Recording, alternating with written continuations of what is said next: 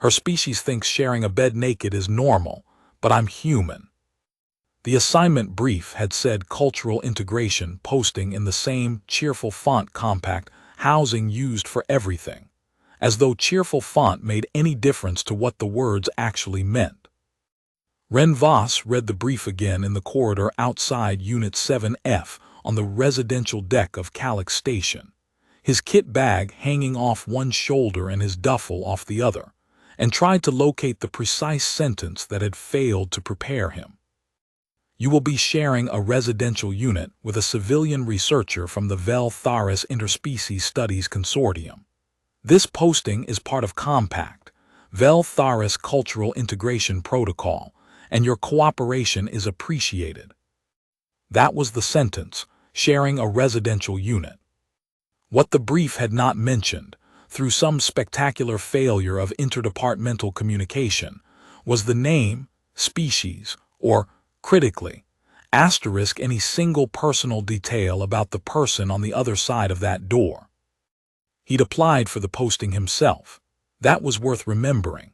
He'd been 3 months off a long freight route and tired of moving, tired of the particular quality of every Starship corridor feeling exactly like the last Starship corridor, and the Callix Station liaison position had come up as a research coordination role attached to the Compact, Vel Tharis protocol, and it had looked like something that would stay in one place for a while. He'd applied. He'd been selected. He had not, at any point in this process, been given substantive information about what sharing a residential unit meant in practical terms for a human man who had spent 3 months on a freight carrier and was very accustomed to having his own sleeping space. He shifted the duffel on his shoulder and pressed the entry chime. The door slid open. She was standing in the middle of the unit's front room, looking directly at him. She was Vel Tharis. He recognized the species from the briefing materials he'd read on the shuttle. Pale silver-blue skin with a faint luminescence that shifted at the edges when the light hit it, large eyes in a deep violet black, hair so white it was almost reflective, worn loose to her shoulders. She was wearing a loose shift that fell to mid-thigh and nothing else that he could see, and she had clearly just been in the middle of something, because she had a data tablet in one hand, and her hair was slightly disheveled, and she was looking at him with a frank, direct, utterly untroubled gaze that made him feel like he'd walked into a room he hadn't been invited to, even though he categorically had been. "You're Ren Voss," she said. Not a question. Her standard was clean and precise, with a slight formal lilt at the end of each sentence that he would later learn was a Vel Tharis marker for speaking to someone you hadn't met before. "That's me," he said. "I'm Selie." She held out her free hand. He shook it. Her grip was cool and firm, and she held his hand for exactly as long as was appropriate and then released it. "The assignment brief told me you'd be arriving this shift. I've put your things in the sleeping room." "My things," he said. "The housing system forwarded your kit list when the assignment was confirmed. I requested the station's transfer service bring up your stored items. It's standard. I hope that's acceptable." Yes, that's very efficient." He was still standing in the doorway. He made himself step inside and the door slid closed behind him. The unit was compact the way all station residential units were compact. A front living space, a small kitchen alcove, a single sleeping room, and a bathroom. He'd known about the unit configuration before he came.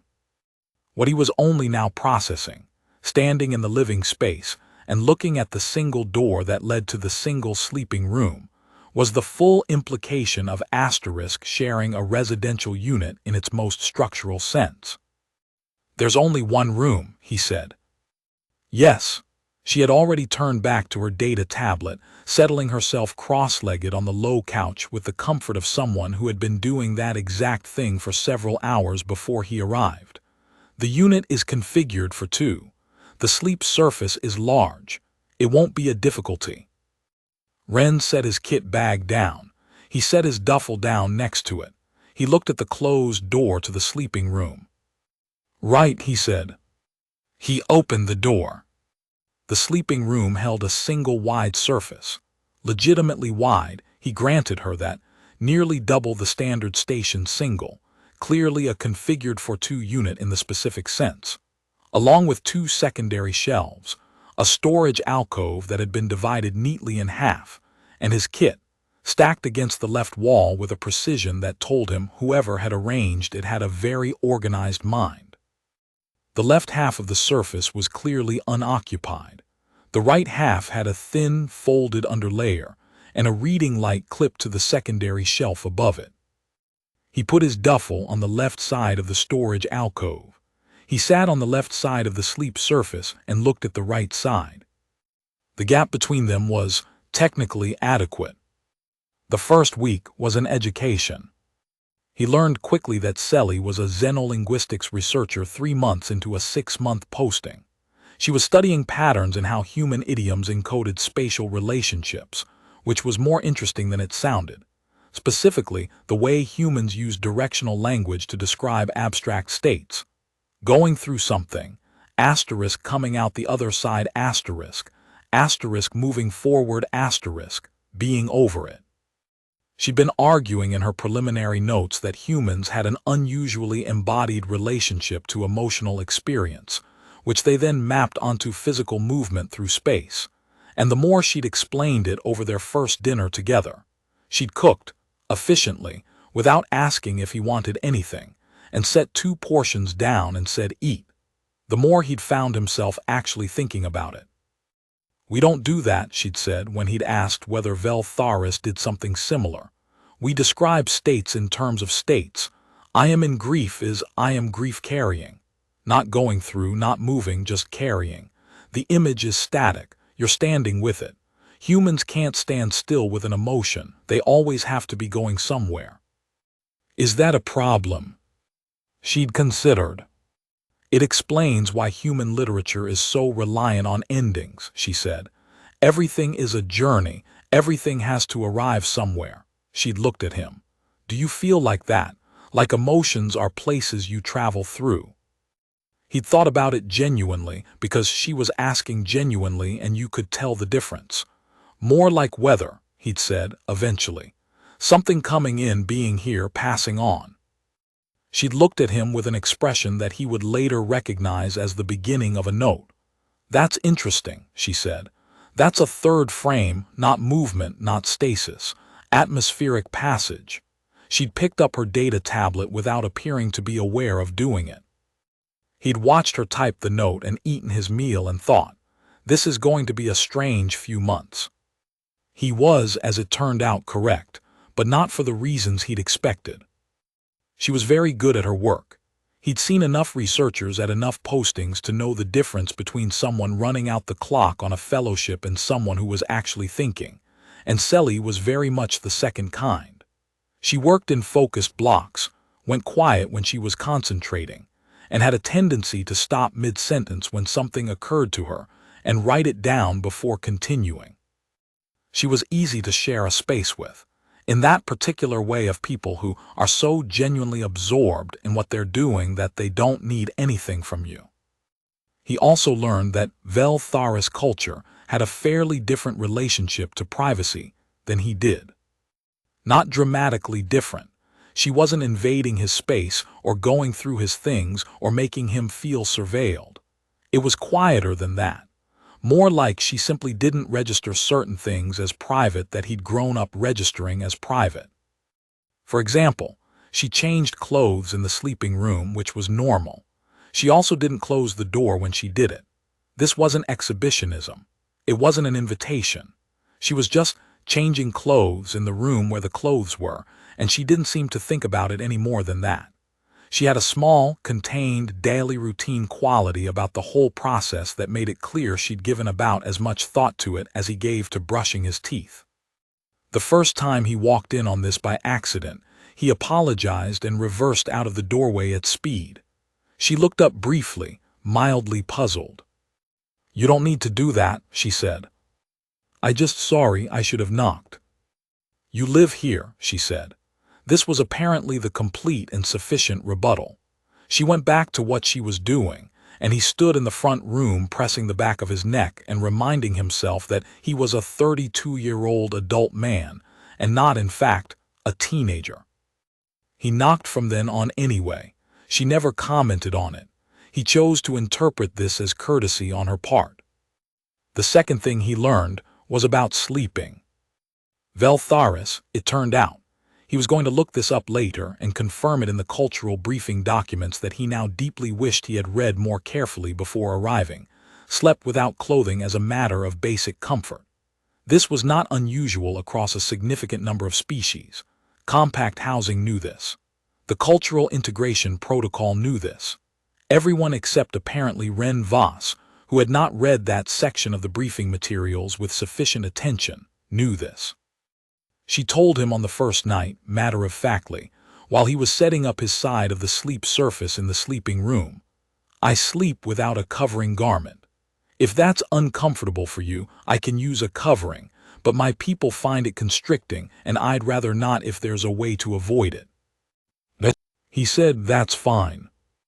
He said this because he was an adult and a professional, and because refusing felt strange, and because he had genuinely, in that moment, believed it would be fine. It was not fine. Not because of anything she did. She slept on her half of the surface, faced away or facing up or curled on her side, moved only as much as anyone moved in sleep, made no demands and occupied no more space than her share. She was, by any measure, the ideal sleeping companion. She was also completely unaware that any of this constituted a situation, which was somehow the most difficult part. He had read, in the materials he had absorbed on the shuttle, that Vel Tharis were known for what the briefing authors called contextual comfort, an easy relationship to physical proximity that came from a culture with different norms around shared domestic space. They tended to be unself-conscious in a way that humans often read as bold, but was actually just ordinary. The body was the body. It required care and maintenance and rest, and you did those things in the spaces available without treating the doing of them as a performance or a statement. He understood this intellectually. He spent the first 4 nights understanding it intellectually at some length while staring at the ceiling. The light from the station's exterior indicators came softly through the room's high window at a level that was almost but not quite dark, enough to see shapes, shadows, the silver white of her hair against the sleep surface. He kept his gaze strictly on the ceiling. The ceiling was a perfectly adequate ceiling, and he thought about it with tremendous focus until his mind settled and he fell asleep. By the 4th night, he'd gotten it down to a 10-minute ceiling period. By the 6th, somewhere around 8 minutes, he counted this as progress. What he did not count, because counting it would have been a different kind of problem, was the specific tally of things he'd noticed in those 8 to 10 minutes. The precise register of her breathing when she was asleep versus when she was reading, the sound of her setting down her book, and the brief blue flash of her tablet powering down before the room went fully dim. The way the station's distant mechanical hum seemed more present in the quiet of the sleeping room than it did anywhere else. None of this was data he'd been trying to collect. He was simply a person lying in a small room with another person, and some information arrived whether you wanted it or not. What made it complicated? And this was the part he would think about later, turning it over, trying to identify the exact mechanism by which a simple housing assignment had become the most persistently distracting experience of his professional life, was that it wasn't just the practical arrangement. It was her. Selie was not trying to charm him. That was the thing. He had met people who were trying to charm him, and he knew what that looked like, knew the shapes of it, the calculated casual, the well-timed self-deprecation, the awareness in the eye that tracked whether the thing was working. She had none of that. She was simply herself, the same way a person could simply be fluent in a language without thinking about it, and the naturalness of her was the exact thing that made it difficult. She didn't know how she appeared. She didn't need to. She was just there, interested in things, thinking carefully, doing exactly what she meant to do, and the whole effect of it landed on him as if she'd arranged it. She asked him questions when she was curious about something, and she was curious about a lot of things. Human idiom, human spatial metaphors, human food, human daily ritual. She asked the questions in the direct, interested way of someone who genuinely wanted to know the answer, and then filed the answer away in whatever careful part of her mind held the things she'd learned about humans. When he answered well, her expression did a slight thing. Not quite a smile, a degree before a smile. The shift that happened in the eyes before the rest of the face caught up, and he found himself working a little harder to give answers that were interesting enough to produce that. She asked him on day 6 why humans described anger as something that built. You say, I was getting angry, or my frustration built. The emotion is constructed, is it, or gathered, like stacking things? He'd thought about it. More like pressure, he'd said. Like water in a system, it builds and then either it releases or the pipe blows. She'd been quiet, processing. We describe anger as direction, she'd said eventually. A force moving towards something, not building, traveling. With an aim, a pause. I think that's why Vel Tharis tend toward confrontation rather than accumulation. The emotion wants to arrive somewhere, so we send it. He'd thought about this for the rest of that day, on and off, in the pleasant, scattered way of an idea that wanted to settle. By dinner, he'd said, my grandmother used to say that a fight a day kept the resentment away. I always thought she just liked arguing, but maybe that's the same thing. Selie had looked at him with the degree before a smile and picked up her tablet. He'd counted that note too, in his head without meaning to. She cooked on weekday evenings because she found the process of meal preparation relaxing, and she cooked for both of them without making it a production, the same way she'd brought up his stored kit on day 1. It was simply the efficient thing to do, so she did it. The food was always good. She had a way of assembling meals, Vel Tharis dishes that she modified with available station ingredients, plus a few things she'd learned were human-adjacent enough that he'd like them, that felt less like cooking and more like problem-solving, each element placed with the same considered quality she brought to her research. He'd asked her about it once, whether she'd learned to cook or whether it came naturally, and she'd looked at him the way she looked at useful idioms and said, what's the distinction? He'd thought about it for a while and hadn't found a satisfying answer. She read physical books. She had a small stack of them on the sleeping room's secondary shelf, dense things with close type, and she read them with total absorption, occasionally murmuring a phrase under her breath, trying on the sounds, running them through whatever part of her mind cataloged language. He'd asked once what she was doing, and she'd said she read aloud very quietly when she was encountering language she wanted to remember. He'd said he did the same thing. She'd looked at him with that degree before a smile and said, that's the third thing we have in common. He'd spent a moment trying to identify the first two, couldn't, and had been bothered by the fact that she was apparently keeping count. He asked her on day 9, what were the first two? She considered him for a moment. You eat at scheduled intervals even when you're not hungry, she said. Not constantly, not impulsively, at a time because it's time. I do the same thing, it's unusual. Most Vel Tharis eat when they're hungry. A pause. And you arrange your secondary objects, your books, your notes, your tools, not randomly but in the order you last used them. So does everyone in my field who's good at it. Your whole working surface follows the same logic. He looked at his section of the low table, which did, in fact, do exactly that. You've been watching me work, he said. You've been in the same room, she said, in the tone of someone stating an obvious physical fact. She went back to her book. He liked her.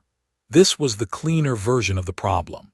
He liked her in the specific way of someone you spend enough time with to stop cataloging and just be around, and that was operating somewhere underneath the more immediately apparent problem of the cultural arrangement, which he was handling professionally and not making awkward, and which she remained serenely, completely unaware of causing any disruption to him at all. The incident with the bathroom happened on day 11. The unit's bathroom was small but functional, a cleansing cabinet, a basin, a small seating area. Station standard. The door had a lock that could be engaged from the inside, but nobody used it because it was a single-occupant bathroom, and between two adults there was a simple implicit rotation system. You checked if the light was on, and if the light was on, you waited. On day 11, Ren came back from an early run on the station's lower deck, and the light was off. He went in, engaged the cleansing cabinet, and was standing in the post-cleanse steam reaching for his towel when the door opened. He said, "Occupied." She said, "Oh," and then immediately pragmatically came in anyway. "I just need the basin, I'll be quick." She was already at the basin. He had his towel and the better part of his dignity. She was, at this point, also not wearing anything. She'd come from the sleeping room, and was washing her hands and face with the focused efficiency of someone who had a timeline and was on it. He wrapped the towel around himself. He looked at the wall. "You can use the cabinet," she said, gesturing at it without looking up. "I'm not going to be here long. I'm done." "Right," she dried her hands. She looked at him in the basin's mirror briefly in the absent way of someone checking a list. "You look warm." The cleansing cabinet's temperature was high. "You should turn it down," she said. "Overheating disrupts sleep patterns." She left. He stood in the bathroom for a moment, and then he turned the cleansing cabinet temperature down, because she was objectively correct about that, and then he went to find clean clothes. On day 12, she asked him to help her understand an idiom. She was working at the shared low table in the front room. She'd commandeered roughly 40% of it by day 3 in a gradual expansion of papers and data tablets that she clearly wasn't aware of doing, and he was on the couch with his own work when she said, without preamble, "What does reading the room mean?" "It means picking up on the social signals in a situation, understanding what's going on beneath the surface of what's being said. Humans locate this spatially," she said, "in the room. Not in the people. I think the room is standing in for the people. The room contains the people, and so you're reading the room by reading what the people in it are projecting into the space." She made a note. "So the room is the aggregate, not the individuals but the field." Another note. "What are the signals you read?" "Body language, tone, what people don't say as much as what they do." "Eyes." "Yes, eyes significantly." She looked up from her tablet. She was looking at him directly, the way she always looked at him when she was concentrating, full attention, uncalibrated, the kind of focus that would be unsettling if it weren't so clearly just how she operated. "I've been told," she said, "that Vel Tharis hold eye contact longer than humans typically find comfortable." "That's true," he said, "as a general fact." "Does it bother you?"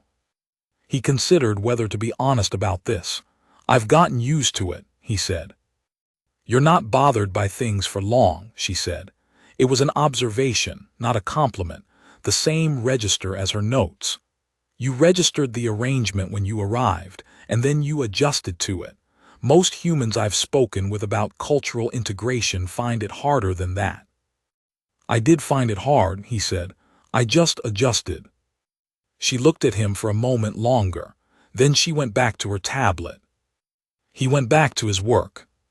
Neither of them mentioned reading the room again, but he thought about it for the rest of the afternoon in a way that was slightly different from how he usually thought about things. Not from the outside looking in, but from the inside, trying to read what was already in the room he was sitting in. He called his friend Barrett on day 13. Barrett worked a diplomatic posting in the Vel Tharis sector, and was consequently one of the most culturally fluent humans Ren knew, which made him useful in situations like this one. "Cultural integration posting," Barrett said when Ren had given him the summary. "Vel Tharis, civilian researcher, single unit." "Yes. And she's just very comfortable. She's from a culture where this is completely normal. She's not doing anything. She's not trying to do anything. She's not aware that any of this is unusual. Right, Barrett had the tone of a man trying not to laugh. Don't. I'm not doing anything. You're definitely doing something. I'm just trying to understand the situation. Barrett paused. What do you want to happen? I want to handle this professionally and complete the posting assignment without making it weird. Sure, but if the posting assignment wrapped up tomorrow and you never saw her again, how would that land? Ren considered the ceiling of the station's communication bay. Badly, he said. Right, Barrett said. So the question isn't the cultural arrangement. The question is the cultural arrangement plus the fact that you like her. I'm aware of that. Have you considered the possibility that she might? She has no idea, Ren said. She genuinely doesn't know that she doesn't think of it as something that would affect me. It's like, he tried to find the right framing. You know when someone's operating in their first language and you're in your second and they don't realize they're going fast. Sure. It's like that, she's just being herself, in her first language, and I'm the one who has to keep up. Barrett was quiet for a moment. That's actually a good analogy, he said. What do you do about the first language gap? You tell the person. You say, I'm working in my second language here, I need you to slow down a bit, I need you to know where I'm at. Ren stopped. Right, Barrett said more gently. Ren was quiet. I know, he said. He sat with it for a moment. Through the port above the relay terminal, the deep field was visible, the distant lights of other stations, the slow-moving indicator lights of cargo movers, the permanent and uninterested stars. The thing is, he said, I don't know if there's anything there for her. She's interested in me as a research subject. She finds me useful to talk to. She cooks for me because it's efficient. That could all be, he stopped. It could, Barrett said, but you mentioned she knows what 3 things you have in common. That's a count. It's probably also research. Sure, and in the Vel Tharis cultural framework those 2 things might be the same thing. A pause. I'd find out, Ren, one way or the other. Ren looked at the field. I'll think about it, he said. He did think about it. He thought about it for the next 2 days. Through a joint station dinner that neither of them had particularly wanted to attend, and both of them had left early.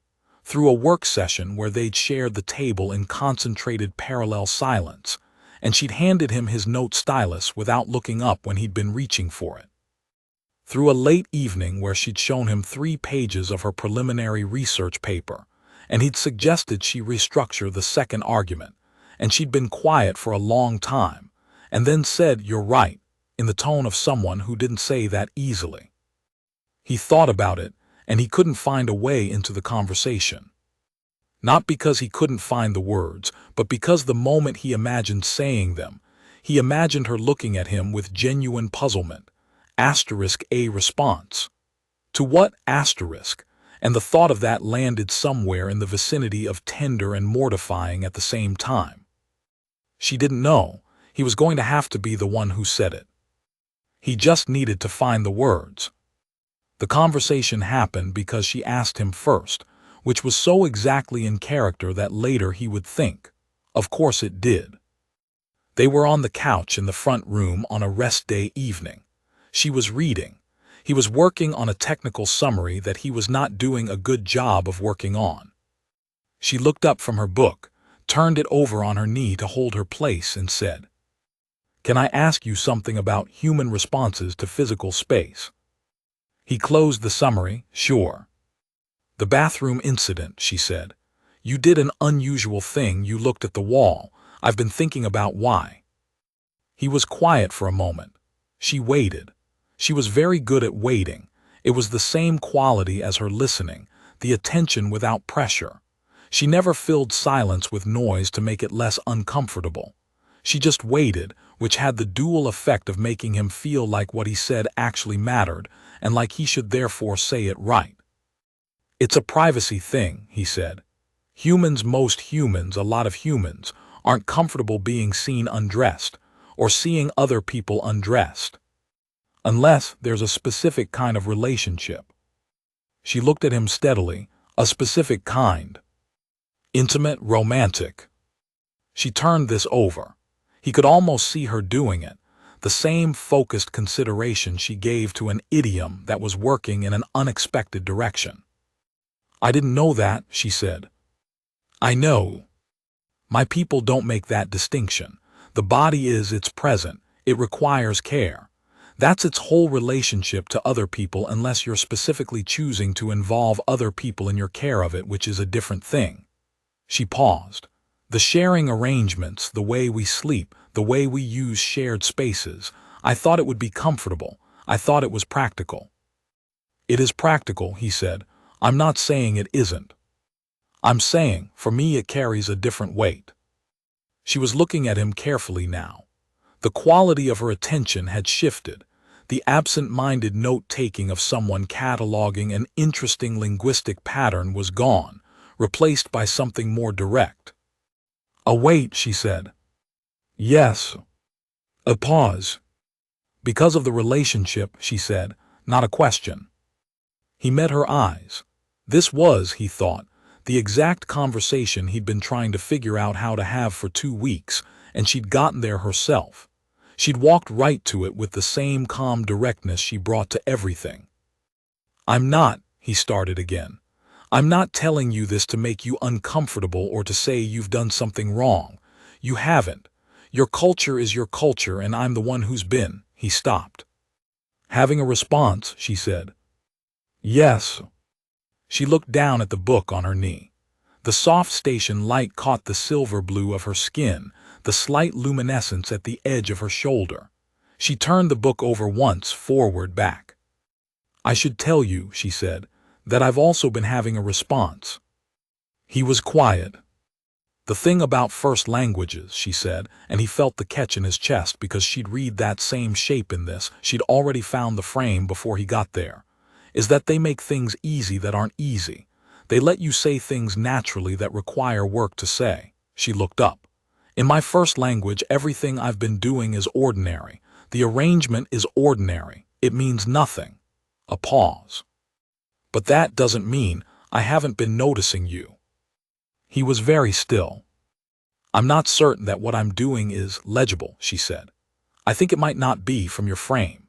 In mine, if you're living with someone and you're attentive to them the way I've been attentive to you, and you cook for them, and you keep note of what they say, and you find yourself restructuring your morning timing so your routines don't overlap without thinking about why you're doing it until someone asks. She paused again.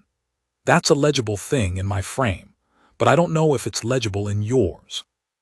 He said, I need you to say that directly, in whatever language you're working in right now. She held his gaze. I've been interested in you, she said, from very early. The arrangement has been comfortable for me in the practical sense and uncomfortable in a different sense because of that, and I've been trying to work out how to say this without assuming you. She stopped. I don't want to assume. I like you, he said. I have liked you from about day 3. The arrangement has been very professionally handled by me and also has been making me insane. Her face did the thing. Not the degree before a smile. The full thing, which he had not yet seen, which was warmer and less contained than he'd expected and arrived in her eyes first, and then in the rest of her face like light coming up. I didn't know, she said. I know you didn't. To be clear, she said, and now there was something dry and precise in her voice that was clearly amusement in her first language. The wall looking in the bathroom was. Yes. And the ceiling staring. How did you know about that? You were very quiet about it, but you were also very still in a specific way that I've read in my research as a human indicator of. She stopped, and the amusement deepened. I have 17 research notes about human nonverbal indicators that I now realize were all about you specifically.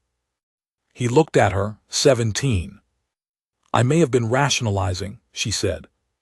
He laughed. It came out of him cleanly, the way laughter did when something was genuinely funny rather than performed. She watched it happen with the expression of someone making a careful note, except warmer, except personal.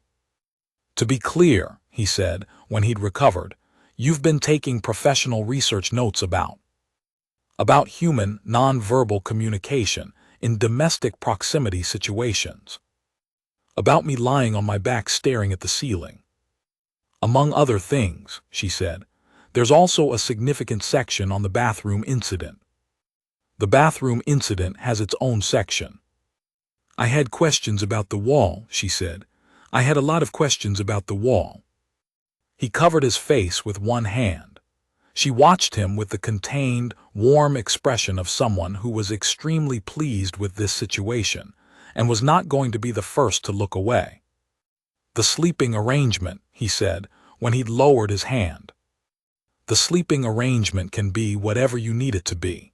She was very direct about this, the same way she was direct about everything. "I'm not. I don't want you to be uncomfortable. If it's easier for me to use a covering, or if you'd rather have." "I've been sleeping fine," he said. "After the ceiling period." "After a brief acclimation period, yes." She looked at him steadily. "But you'd like to change it." "I'd like to know if you'd be interested in changing what it means, not the practical arrangement. He stopped. "The relationship around it," she said. "Yes." She picked up the book from her knee and set it on the low table. She turned toward him on the couch, drawing one knee up, settling to face him directly, which was her posture for conversations that she was taking seriously, the full attention, turned on, unambiguous. "In my frame," she said, "this is a very natural progression of what's already been happening for 2 weeks. Her voice was level, careful. "In yours." "In mine," he said, "I would very much like to not be looking at the wall." She smiled, the full one, unguarded, and it was so precisely what he'd imagined it would be, so much itself, that he sat there for a moment just taking it in. "Then don't," she said. It shifted the way things shifted when you stopped pretending not to feel something, which was less a transformation and more a clarity. The same room, the same person, the same practical ordinary arrangement, now correctly named. They stayed on the couch for a long time, talking. This was, he realized later, the first conversation they'd had where neither of them was being careful about something. She was still precise and direct and genuinely curious. He was still the person he'd been for 2 weeks. But she asked him things she hadn't asked before. Not xenolinguistic data, but him, his history, the postings he'd been on before this one, what he'd expected to find here and what he'd found instead. And she asked them in the way of someone who wanted to know the answer rather than someone building a research file. He told her about the freight route. 3 months, 5 systems, cargo that he coordinated rather than understood, a series of ship corridors that all felt identical by week 2. He'd been good at the job and bored by it in a way he hadn't quite acknowledged until he was off the ship. She listened with her usual focused attention and then said, "You kept taking postings like that. Why?" He thought about it. "I was good at them." "Being good at something isn't a reason to do it," she said. "It's a qualification." He had, he thought, been thinking about this his entire adult life in a vague and unresolved way, and she just stated it as a simple taxonomic fact. He looked at her. "You could have led with that the first week." "You didn't ask the first week." "What changed?" She looked at him with the contained warmth that was her version of entirely obvious. "Context," she said. He asked her about the books. She'd been reading them aloud under her breath, and he'd never asked what they were. She picked up the top one and showed him. It was a human novel, a character-driven thing set on a generation ship, the kind of book that was mostly about what people said to each other in confined spaces and very little about the ship itself. She'd been reading it for the linguistic register, she said, but she'd also just been reading it, and the character who reminded her most of how she'd been reading him for the last 2 weeks was the navigator, which told him something. He asked about the note-taking, The 17 research notes about human nonverbal indicators. She showed him her data tablet, scrolling to the relevant file. He read through it with increasing awe. It was meticulous. It was accurate. It had a section titled Ceiling Stillness Pattern with a footnote that read, possibly sleep architecture, possibly not. He looked at her. She looked at the tablet with the expression of someone who had, with the benefit of hindsight, been extremely obvious and was only now noticing. 17, he said. I said I may have been rationalizing. There's a diagram. It's a reference diagram for the research. It's a diagram of me lying on my back looking at the ceiling. It's a schematic of the general spatial relationship between.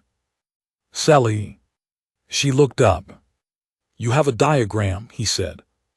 She was quiet for a moment, and then she said, with a dignity that was very specifically Vel Tharis and very specifically hers, the research was genuine. Okay. And also the diagram. Sure. It's a good diagram, she said. He was laughing again. She watched him laugh the same way she had before, except now she was also laughing, quietly, in the contained Vel Tharis way that was almost more about light in the eyes than sound, and it was the most comfortable thing, sitting on the couch at the end of the station's rest day cycle with her, finding the same thing funny. She cooked dinner late, later than her usual schedule, and he helped in the small way of someone who doesn't know their way around a kitchen but can follow direction, handing her things when she asked for them and staying out of her way when she didn't. She talked while she cooked, in the particular register of someone who thought better out loud. She'd been working through a section of her paper about human directional emotion metaphors, and she'd hit a problem with the framing, and she wanted to test an argument out loud if he didn't mind. He didn't mind. He sat on the counter and listened while she assembled the meal and explained the problem. The difficulty of arguing that a metaphor was culturally generative rather than just descriptively convenient. The question of whether you could establish that the language shaped the experience or only that they co-occurred. And he asked questions when he had them, and she answered them or modified her argument or occasionally stopped and said, hold on, and reached for her tablet and made a note. By the time the meal was ready, she'd talked herself into a new structure for the section, and seemed pleased about it in the contained, specific Vel Tharis way of someone whose work had gone well. Thank you, she said, when they were seated at the table. I didn't do anything. You listened while I worked it out.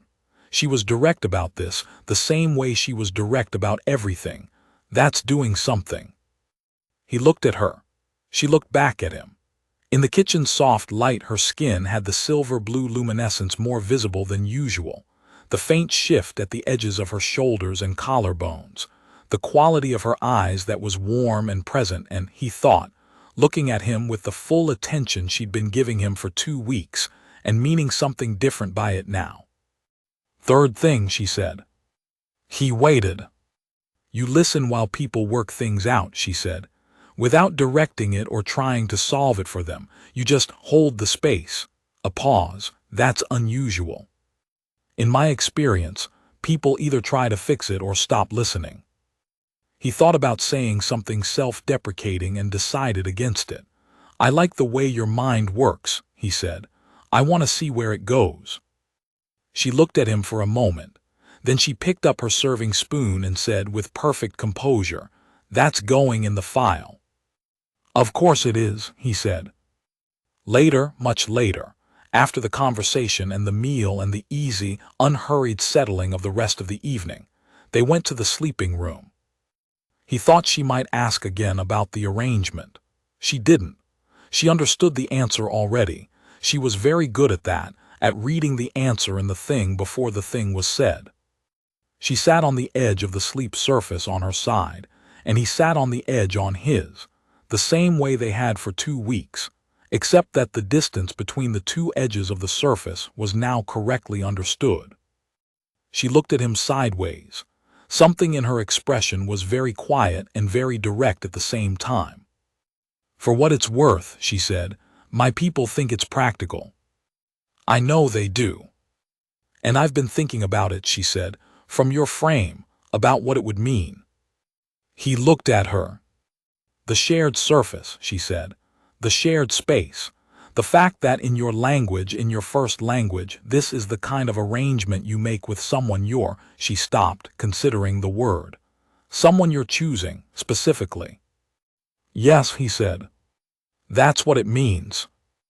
And you've been in that arrangement for 2 weeks, she said, very precisely, with someone who didn't know you were choosing.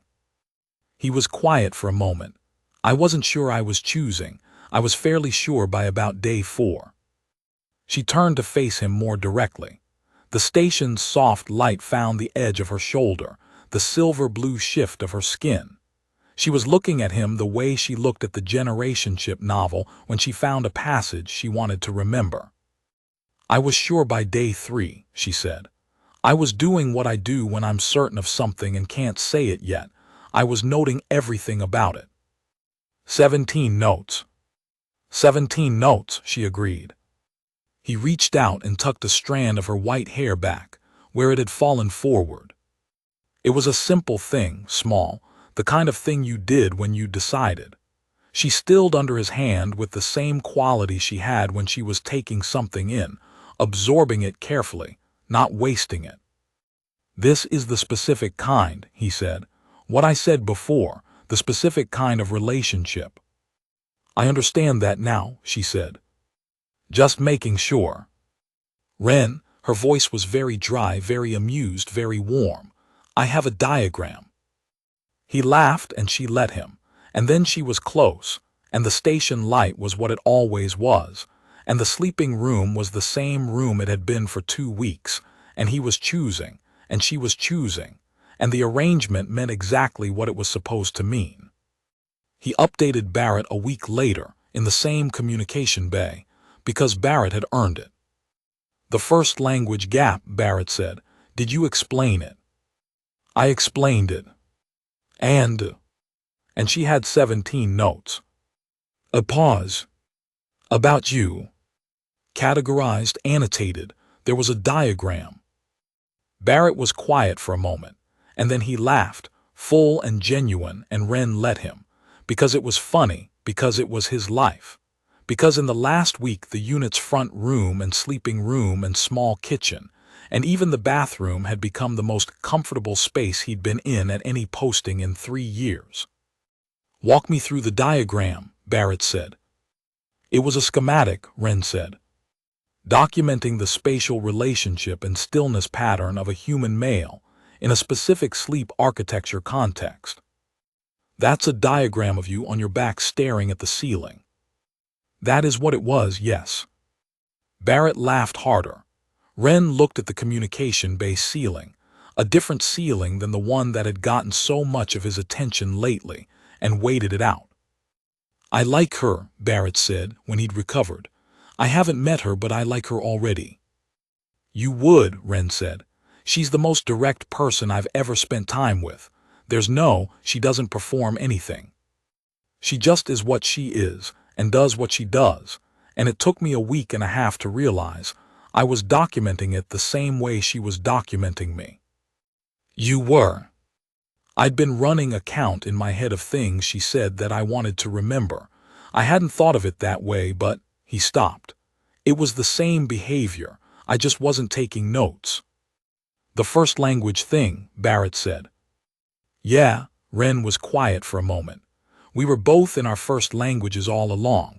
I just couldn't see it because I was too busy translating.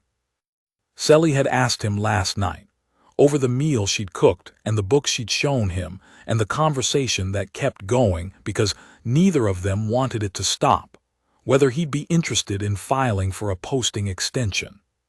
She asked you, Barrett said. She said, extensions are typically 6 months. It seems like a reasonable sample size for an ongoing cultural exchange project, and I've opened my 17 notes into a proper research file. Ren paused. Then she said she'd like me to stay. In those words. Those were her second language words. The first language version was already pretty clear. Barrett was still laughing, and you said. Ren looked at the communication bay wall. Through the port above the relay terminal, a section of the station's exterior view was visible. The deep field, the distant lights, the particular quality of space at this posting that he had come to know over the past 3 weeks the way you came to know a place when you stopped trying to leave it. I said yes, he said, obviously. The extension was filed. The housing assignment was updated to reflect a standard 12-month residential posting, which was 3 times what cultural integration protocol required, and nobody in the housing office commented on, because the housing office had seen everything, and this particular arrangement was, by any measure, extremely tidy.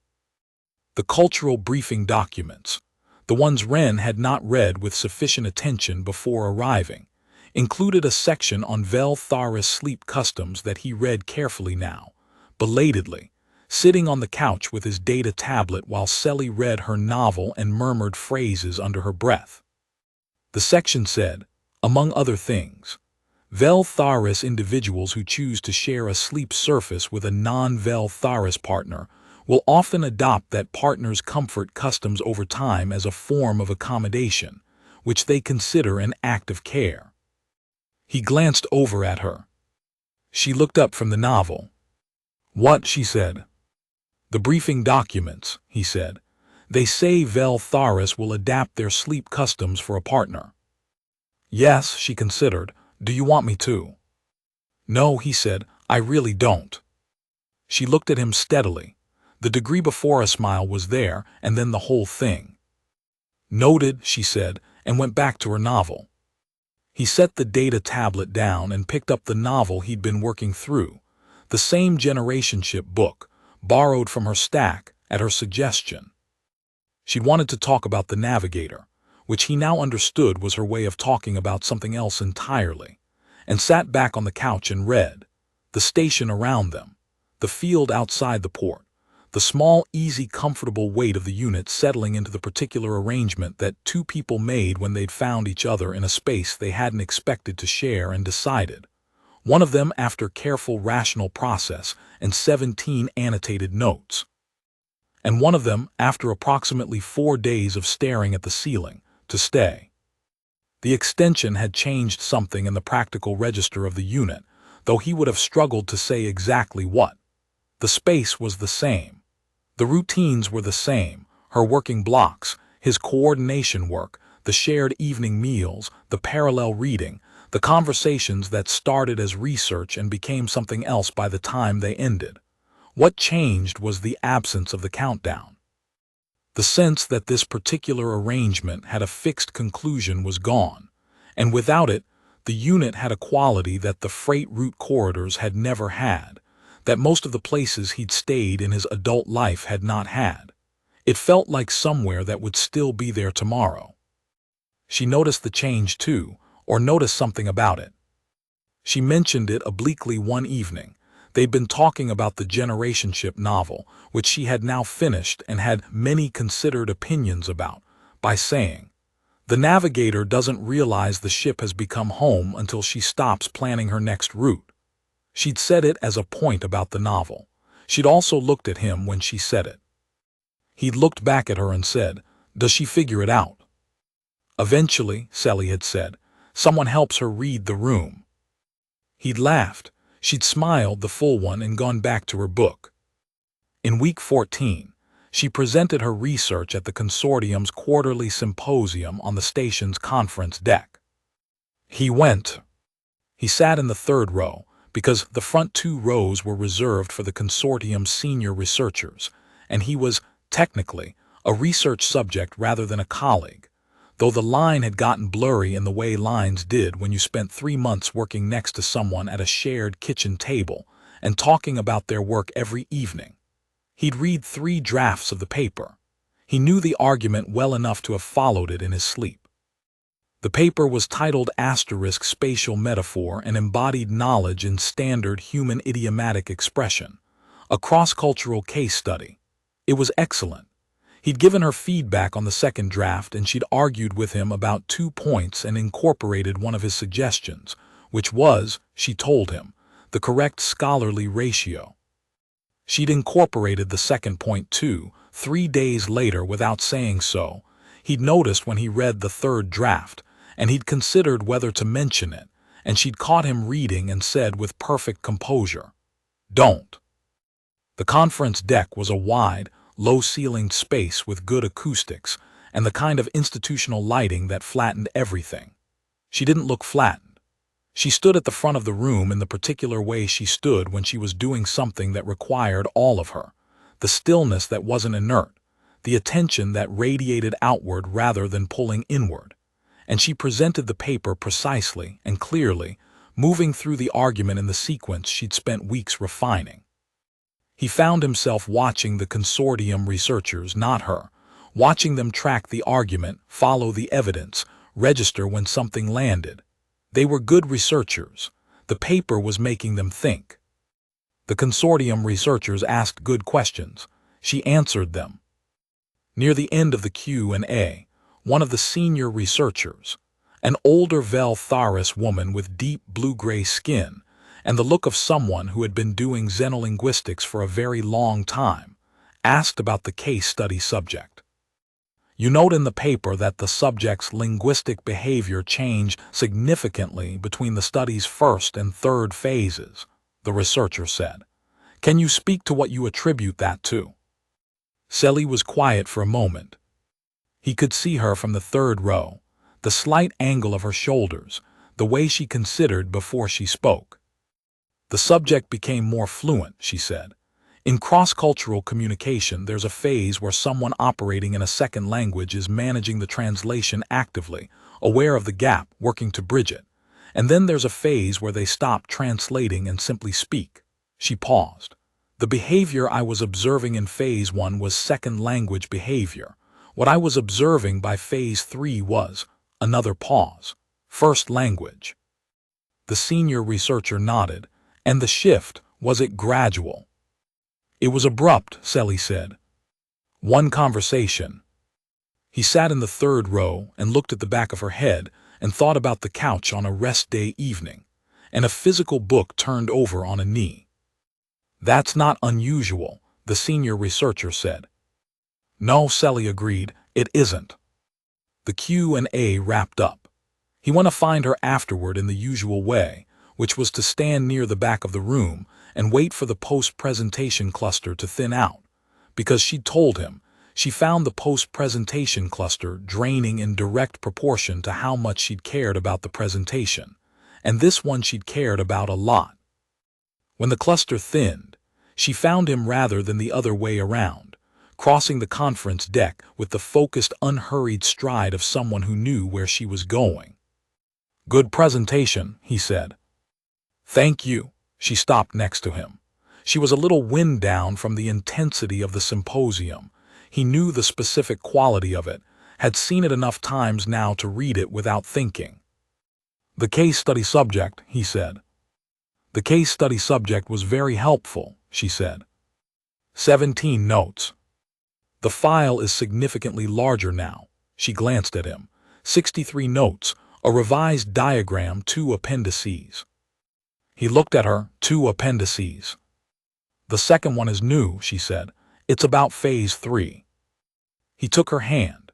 She turned her palm up and laced her fingers through his in the Vel Tharis way, which he'd learned without thinking about learning it, which he now understood was exactly what she'd said in the symposium about phase 3.